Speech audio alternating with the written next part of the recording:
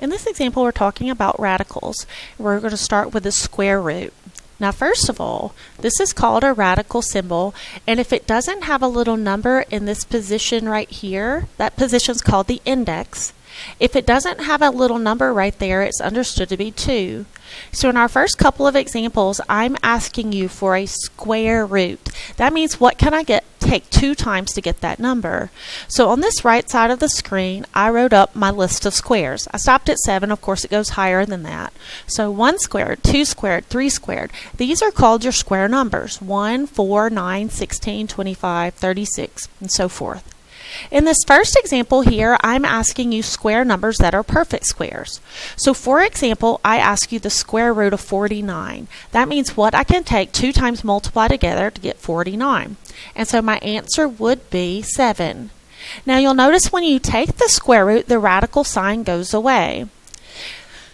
So you wouldn't say the square root of 49 is the square root of 7, for example. That radical sign goes away.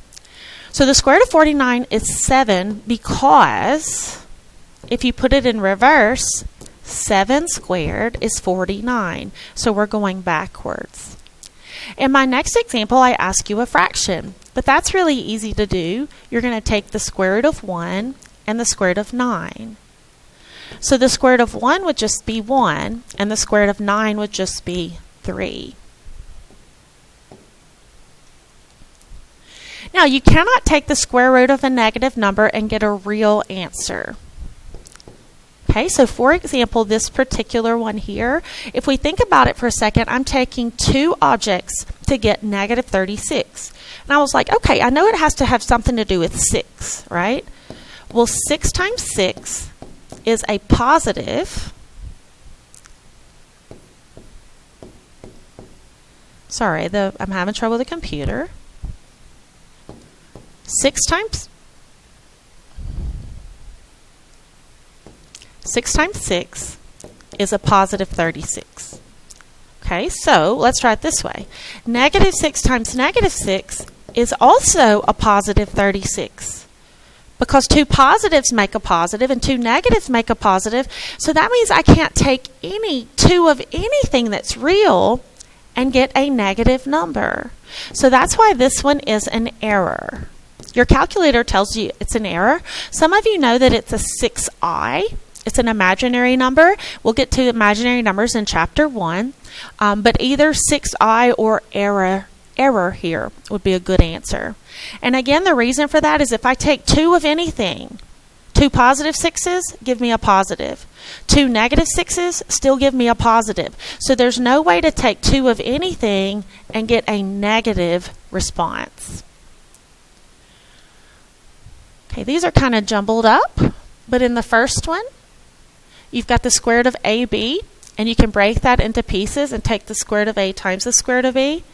And in the second one's your quotient rule, and if you're dividing 2 things, like we did earlier with the 1/9, you can take the square root of 1 and take the square root of 9 and separate them. So that's your quotient rule.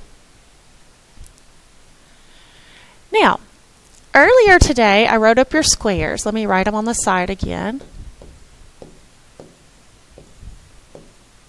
These are my square numbers. 12 is not on that list. 45 is not on that list. But these contain a square factor. So remember earlier I said that you had that product rule on the previous page that lets you break it into factors? I want to break 12 into its factors.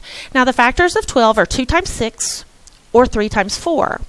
But I don't want to use 2 times 6 because that's not on my square list. I only want to pick numbers that are on my square list. And for example, 4 is on my square list.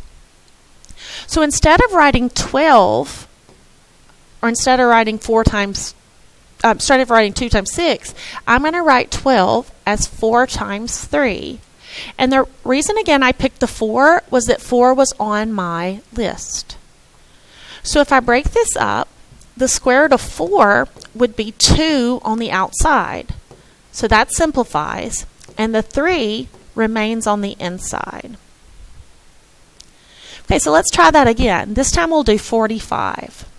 45 is not on my square list, but I do see a factor of 45, and that's the number 9. So I can break 45 down into 9 times 5. Now, the square root of a 9 is the number 3. So when I take the square root, it comes out, and that's where the 3 goes, and the 5 is left underneath. Now, the question that I get asked all the time is, how do you know which number goes outside and which number goes inside? If the radical simplifies, it comes out. So the square root of 9 was 3, and that means it comes on the outside. The 5 is left behind. Okay, the next one that you have is your quotient rule. And this one you're going to break into 2 steps. The first step that you're going to deal with is the fraction step.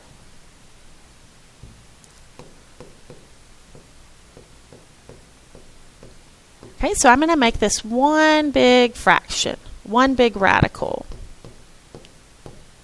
Now, I don't want to deal with a radical yet. That's going to be my second step. So what I want to do right now is just simplify on the inside. Take your calculator.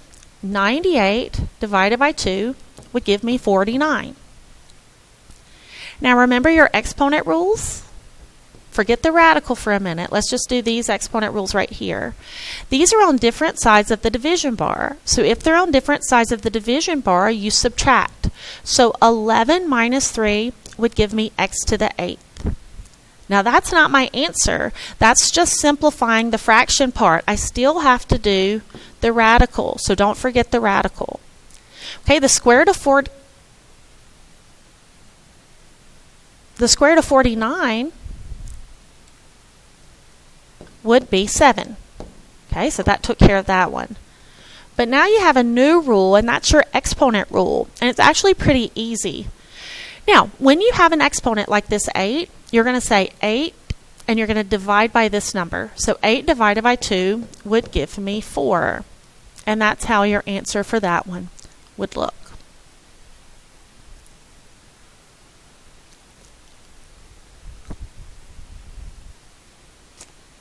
Okay, so I'm going to stop the video here, and we'll pick up another video in just a second.